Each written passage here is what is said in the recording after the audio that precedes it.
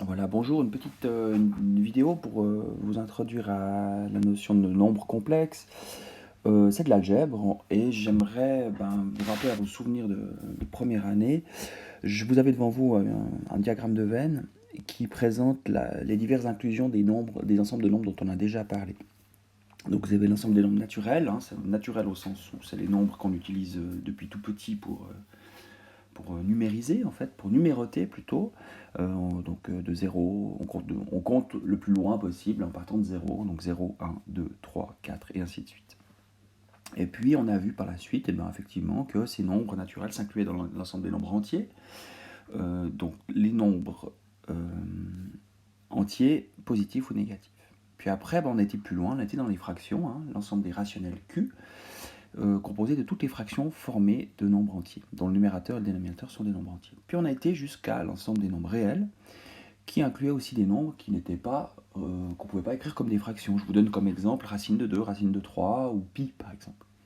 Et puis on avait le sentiment que tout ça, ça s'achevait là. Effectivement, si je reprends une autre représentation de ces ensembles de nombres, on avait représenté les nombres sur une droite, sur un axe en fait orienté, et puis on avait fixé l'origine, le haut, le 0, pardon, de cet axe. Et puis il y a une flèche comme ça, l'axe désigne que vers la droite, on a des nombres positifs. À droite de 0, les nombres sont positifs. À gauche de 0, les nombres sont négatifs. Et puis si je prends les nombres naturels, c'est un ensemble discret dans le sens où je commence à 0, puis après je vais à 1, 2, 3, 4. Et si vous voulez, ces points rouges représentent ces nombres, 1, 2, 3 et ainsi de suite. Puis entre ces nombres, par exemple entre le 2 et le 3, il n'y a rien. Il n'y a rien. Alors le but, nous, c'était de voir est-ce qu'il y a moyen un petit peu de remplir ces espaces vides. Alors on avait un petit peu vu ces choses-là, comme ça. Donc l'ensemble des nombres naturels, c'était, je l'ai déjà dit, c'est ces nombres que j'ai représentés en rouge. Et l'ensemble des nombres entiers, c'était aussi un ensemble discret, moins 1, moins 2. Je complète l'ensemble des naturels avec les nombres négatifs. D'accord, pour les rationnels, les entiers, pardon. Et puis les rationnels, commençaient à créer de la densité. C'est-à-dire que je pouvais intercaler entre si je prenais deux entiers, entre ces deux entiers, je peux toujours intercaler une infinité de fractions. Donc en fait, l'idée, et c'est une idée qui est forte, l'idée c'était de densifier. Hein, l'idée dans n, dans cette inclusion n, z, q, r, dans cette chaîne d'inclusion, est de densifier. Densifier les ensembles de nombres.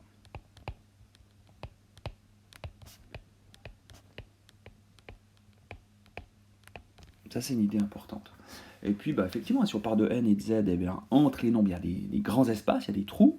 Q densifie les choses, puisque entre deux nombres entiers, je peux mettre une infinité de fractions. Mais on avait vu que entre deux fractions, je pouvais toujours placer un nombre réel. Donc ça veut dire que Q, l'ensemble Q, ça nous paraît très dense, qu'il y a une infinité de nombres, mais la densité n'est pas complète. Il reste un peu d'espace, si vous voulez. Et effectivement, on avait vu que dans R, on avait toute la densité possible et imaginable, puisque si vous voulez deux nombres réels, on peut toujours choisir deux nombres réels aussi proches l'un de l'autre qu'on le souhaite. Donc on ne peut pas plus densifier les choses. C'est-à-dire que on en vient finalement, si je reprends cette représentation de mon axe, l'ensemble des nombres réels, c'est toute la droite. C'est un continuum de points collés les uns aux autres, si vous voulez. Densifier les uns aux autres. Vraiment de manière très intuitive. Donc, en termes de représentation de nombres, finalement, la droite, on ne peut pas tellement l'exploiter plus loin. On ne peut pas densifier plus si on veut imaginer un ensemble de nombres qui est beaucoup plus grand. Alors l'idée, quelle est-elle ? Je vous donne déjà un élément. On pourrait dire que, donc, encore un élément avant ça. Non, je vais le dire directement. Si je veux en dire plus, je vais devoir un tout petit peu prendre d'espace, un peu plus de champ. Je peux très bien imaginer que mon axe réel ici, je lui ajoute un attribut. Et que finalement, tous mes nombres réels qui se baladent, si vous me permettez l'expression, sur cet axe bleu, finalement, quel que soit le nombre réel que j'imagine je peux toujours le placer sur cet axe bleu, eh bien je décide de prendre un petit peu de champ, un petit peu de place, et je décide qu'un nombre peut très bien non plus s'écrire sur l'axe uniquement, mais carrément dans un plan. C'est-à-dire qu'un nombre, je peux très bien imaginer un ensemble qui possède finalement deux, je vais dire le mot, deux coordonnées, deux composantes, une composante que je suis en train de signifier ici, donc il y aurait une composante réelle à ce nombre, d'accord? Ce nombre z, au lieu de le représenter sur l'axe, je le représente dans un plan, et ce nombre a une composante réelle, donc comme je viens de le dire, et une composante imaginaire. C'est-à-dire que j'ai besoin de plus pour représenter un nombre. L'axe, la droite, si vous voulez, ne suffit plus. Un nombre possède deux dimensions. Et un tel nombre, qui possède une partie réelle et une partie imaginaire, s'appelle un nombre complexe. Alors on va voir un peu comment ça fonctionne. On voit aussi ici que c'est une généralité. Si pour ce nombre complexe, je décide que sa partie imaginaire est nulle, eh bien ce nombre complexe va retomber sur l'axe réel et devient ni plus ni moins qu'un nombre réel dont on a l'habitude. D'accord ? Donc en fait, c'est bien une généralisation. J'augmente, si vous voulez, les nombres réels d'un attribut imaginaire. Alors on va voir un petit peu comment ça se construit. Qu'est-ce qui motive ça finalement? Quelle est la motivation de tout ça? Eh bien, on avait vu, je vais faire un petit crochet par les équations, ou on pourrait même parler de factorisation, mais voilà, parlons d'équations. Finalement, nous, ce qui nous intéresse, c'est de trouver les solutions d'équations.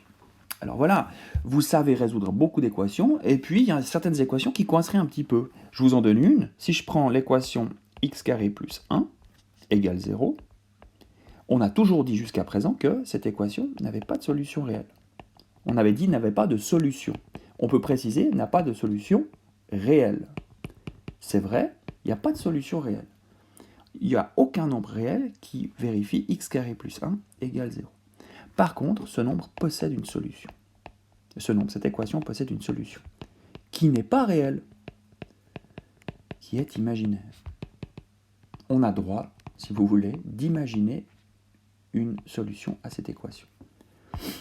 Eh bien, je déclare, ben voilà, si x carré plus 1 égale à 0, ça veut donc dire que x carré vaut moins 1. Ça, dans le monde réel, c'est un petit peu embêtant. Ça veut donc dire que x vaut plus ou moins racine de moins 1. Et ce qu'on fait ici, c'est qu'on déclare que racine de moins 1 existe. Racine de moins 1, on va lui donner un nom, on va l'appeler i. Ce nombre existe. Pourquoi est-ce qu'il existe? Parce qu'on l'a inventé. Et c'est très intéressant comme concept. On sort ici du monde réel pour entrer dans un monde imaginaire. Mais un monde imaginaire existe. Pourquoi est-ce qu'il existe? Parce qu'on l'a inventé, justement. Donc, autant les nombres réels, on arrive facilement à les concrétiser, à les symboliser par des objets réels de la vraie vie, mais je vous rappelle que ces nombres sont représentés par des objets. On n'a jamais vu un nombre réel, en fait. Un nombre réel est pensé, un nombre réel est représenté, mais personne n'a jamais pu poser un nombre réel sur sa main. Donc d'un certain point de vue, un nombre même réel reste un objet qu'on doit imaginer, qu'on doit penser.